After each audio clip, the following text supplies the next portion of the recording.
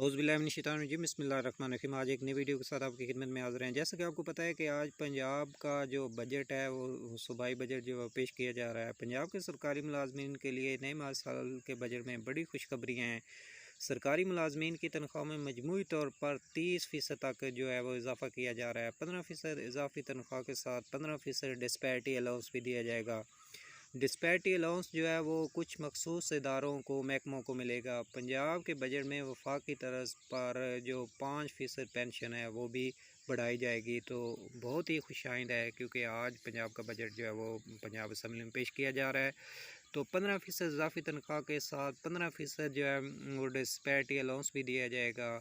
और कुल जो मजमूई तौर पर इजाफ़ा होगा सरकारी मुलाजमीन की तनख्वाहों में, वो तकरीबन मजमूई तौर पर 30% तक इजाफ़ा जो है वो मुमकिन है। तो बहुत ही खुशाइन खबर है। अगर आप इस चैनल पर हैं, आपने चैनल को सब्सक्राइब नहीं किया तो चैनल को सब्सक्राइब कर लें, बेल आइकन कॉल पर प्रेस